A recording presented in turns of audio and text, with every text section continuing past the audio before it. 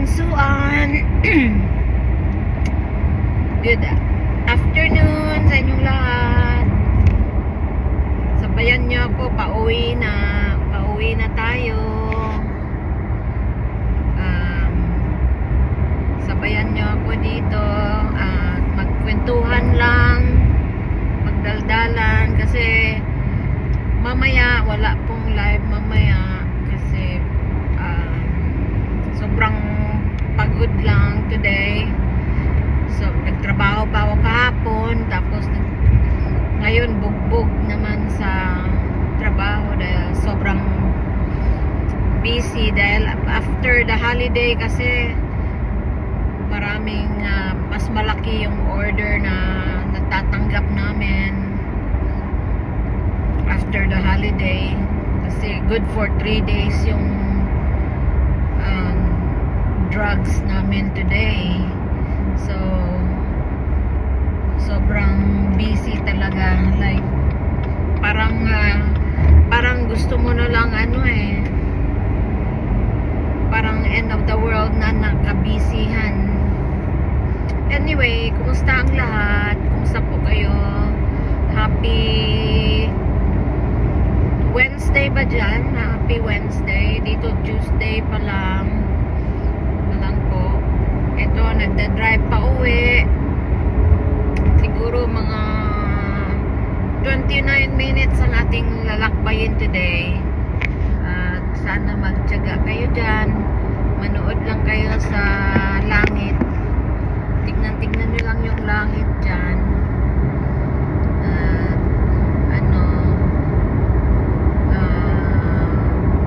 Minsan ipakita ko din ang yung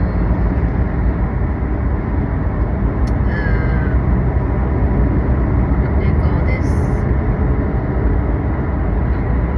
paligiran. So yun na nga guys, alam mo marami talagang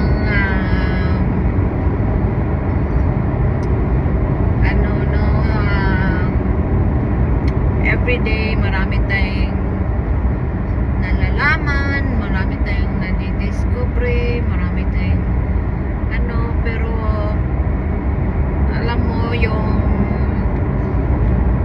kung isipin na lang muna natin ay ang ating ang positive stuff na lang, yung something na hindi nakaka-stress sa sarili natin. Basta mabuti lang, hindi yung nagmamarites or yung kung anong ikakaligaya mo. Alam ko yung merong iba na ikakaligaya nila ay magmamarites, magbabash,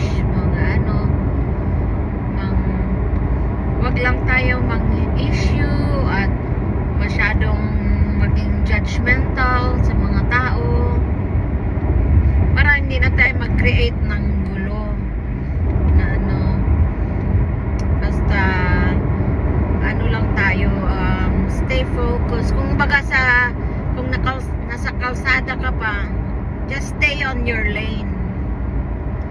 Huwag ka nang makisingit sa ibang lane kung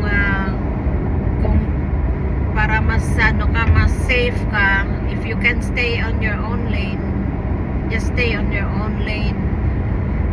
Pag ganyan lang ang kasi pag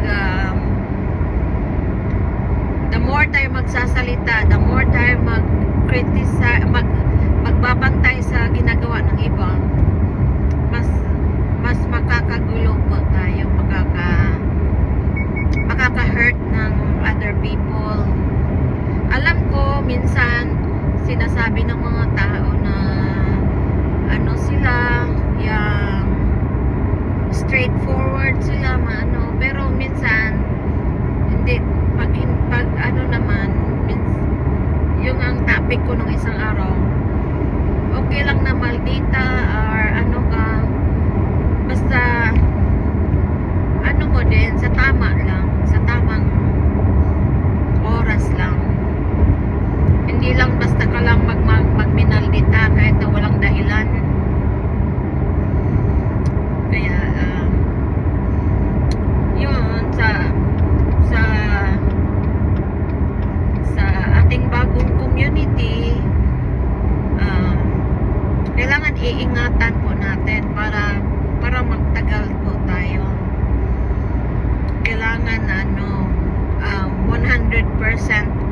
participation.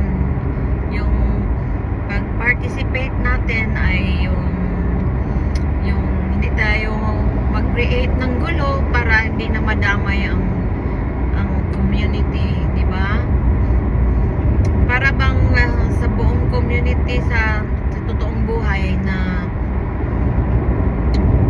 kung magpakabait lang ang isa, magiging maganda ang kapaligiran, di ba? Walang magagalit, walang maiinis, walang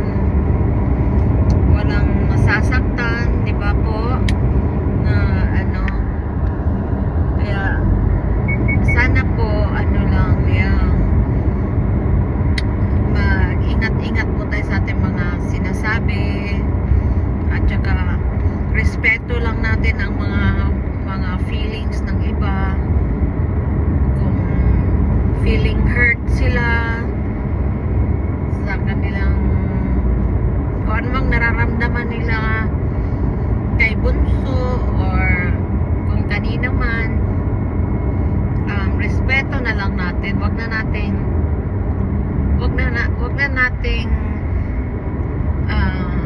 i-judge kasi iba-iba naman tayo ng iba-iba naman tayo the way tayo nasasaktan, iba-iba ang natin. Yung iba nasasaktan sila, at pag nasasaktan sila, matagal naghihilom, at or pag nawawalan sila ng gana, matagal silang parang talagang nawawalan talaga sila ng gana, ganun. Yung iba naman, kahit na marami na silang nalalaman na hindi maganda, pero gusto pa rin nilang magmahal, hayaan na lang natin po sila kasi sila naman yun, hindi naman tayo. May kanya-kanyang way tayo, di ba? Merong iba na talagang sobrang unconditional sila magmahal, yung kahit na ano ka pa man, pag mahal mahal, di ba? Pero ewan ko ba bakit ganun. Meron namang ibang artista ganyan ang pakiramdam mo, pero meron din namang sa iba mas ka, pero depende siguro kung gaano mo ka mahal yung tao, kung gaano ka nasaktan, di ba? Kasi minsan the more na mahal mo, mas masakit din, mas grabe ang sakit, di ba? Pag nasaktan ka. Pero only time can heal, di ba? Only time can heal. So yun lang ang na basta marunong tayo magrespeto sa feeling ng iba, magtatagal ang ating relationship together.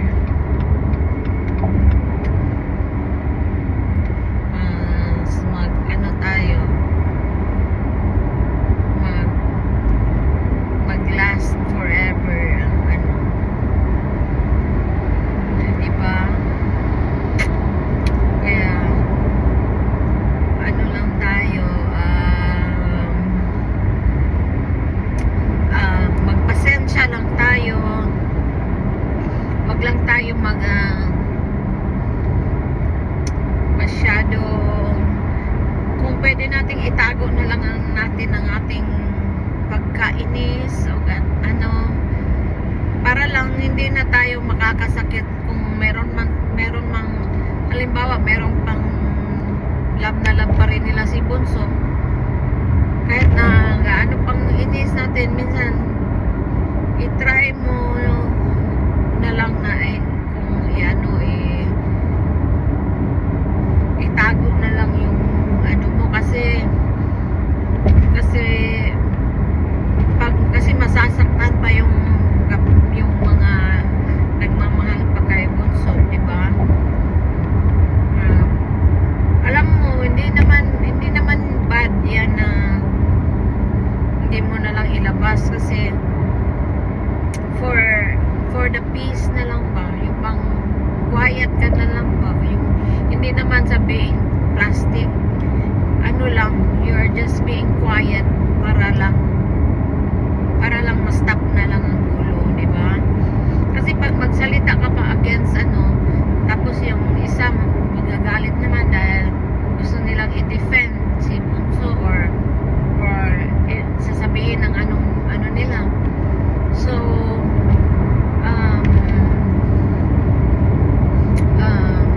mas mabuti pang i-ano mo na lang, set aside mo na lang muna para lang sa katahimikan, para sa respeto, di ba? Basta maipakita lang natin ang respeto sa isa't isa, walang magkakagulo. Yun na nga. At today ang anniversary ng Team Palaboy. Pasalamat tayo sa Lord at 1 month na ang Team Palaboy at sana many more months to come and many more years to come. Sana nga marami pa tayong magagandang mapapanood pa at marami pang matutulungan ang Team Palaboy at ayun na nga, at sana yung mga nangangailangan ng tulong, sana maging din sila, maging understanding din sila na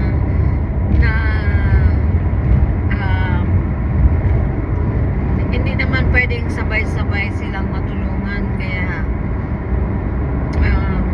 sana ma-understandan din nila na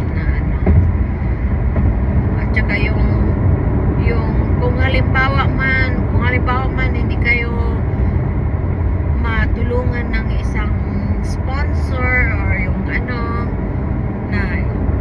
ng isang hinilingan nyo ng tulong, ganon, sana wag lang magagalit, wag masaktan, kasi naman maintindihin nyo rin po na hindi nyo rin po alam kung ilan din ang mga tinutulungan nila at hindi naman bumabaha yung ang mga pera ng mga sponsors na kasi minsan merong good time, merong bad timing, merong di ba? Sana ma-understandan lang ng isa't isa.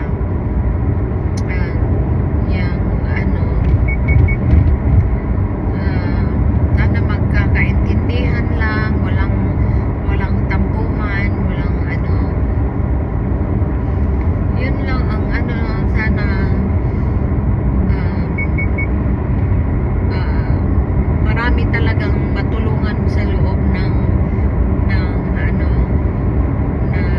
community natin, di ba? Kasi it's about time na ang community naman natin ang ma-rescue, di ba? Kasi noon iba ang tinutulungan ni Bunso, pero ito ngayon sana kung sino mang nasa community naman ang matutulungan, and sila naman talaga ang dapat matulungan kasi nga community ito ng where you belong, di ba? So dasal lang po tayo na maging successful ang mga Team Palaboy, na sana kikita na sila soon, na sana dumating na tayo sa point na kumikita na sila para meron din naman silang pera for themselves, kasi din kailangan din nila buhayin yung pamilya nila.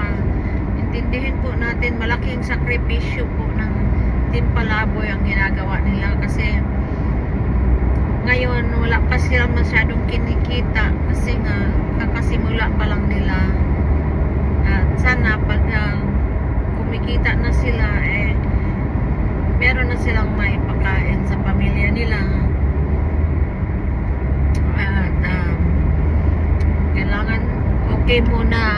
muna ang pangtustos nila sa pamilya nila. And then yung iba pangtulong naman sa sa mga nangangailangan ng tulong. Kaya pag-pray nyo din po, pag-pray nyo ang success ng Team Palaboy. Sa dami natin kaya nating ipagdasal ang success ng Team Palaboy. Sana yung mga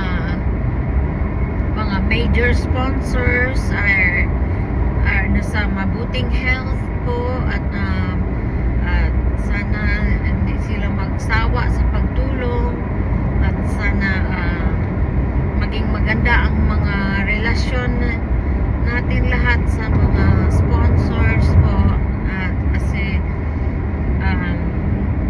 tinutulungan nila ang Team Palaboy po. Kung wala sila, mahihirapan din ang Team Palaboy. Kaya pagdasal natin na hindi sila nag-aaway-away ang Team Palaboy, na laging maganda ang kanilang relationship, at hindi sila hindi po sila matitibag. Kaya kailangan nila ang prayers din ninyo, guys. Doon kayo makakatulong by praying for them, ha? Huwag nyong kalimutan isali sila sa prayers ninyo. Kailangan nila ang sincere prayers ninyo para sa success nila. Kaya lang tayo, let's hope talaga na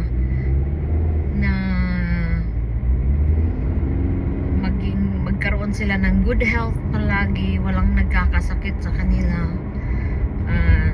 Lagi tayong nandyan to support them, panoorin natin ang mga nila para kikita na sila. Alam nyo, gusto ko talaga rin maging successful sila, kasi nga sila na yung bago nating kapamilya, sila ating kapamilya sila ang ating so syempre gusto natin na tuloy-tuloy ang ating community, di ba? Hindi na tayo magkawatak-watak, kaya kailangan todo support tayo, todo pray tayo para sa kanila. Kailangan nila tayo, kailangan nila ang prayers natin, nagabayan sila ni Lord na everything will fall into place at maging successful po sila, ha? Kaya lakasan lang natin ang ating trust sa kanila, na maging successful sila.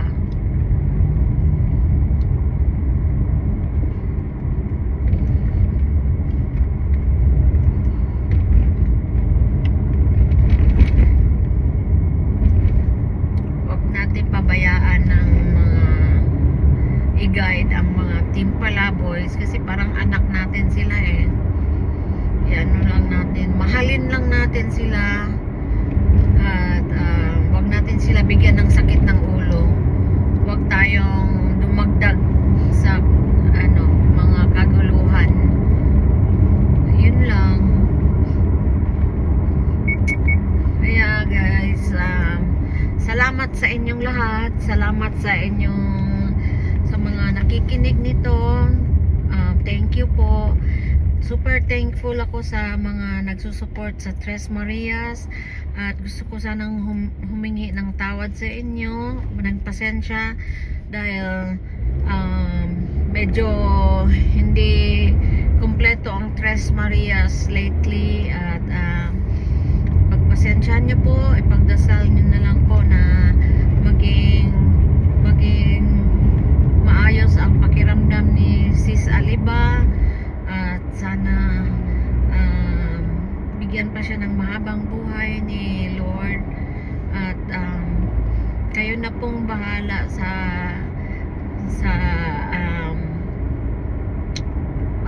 sa mga ano nyo po, sa mga buhay-buhay nyo po.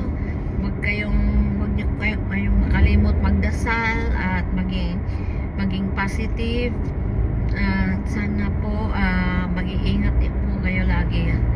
At thank you po sa lahat ng mga sumusuporta sa aming mga channel, kay Sis Aliba, kay Ate Jane, sa Winnie Seattle, USA, at sa Team Palaboy, especially sa kanilang individual na YouTube, na sana huwag kayong magsawa na sumuporta po sa amin, at gagawin po namin lahat na para mabigyan kayo ng kasiyahan, at kami ang ways ninyo para magkausap-usap ang mga lahat kayo sa aming mga channel, sa aming mga comment section. Diyan kayo nag-meeting sa mga comment section pag may nagla-live. Kaya i-try po namin ang best namin na magbigay saya sa inyo po. Thank you po sa inyong lahat. I love you po.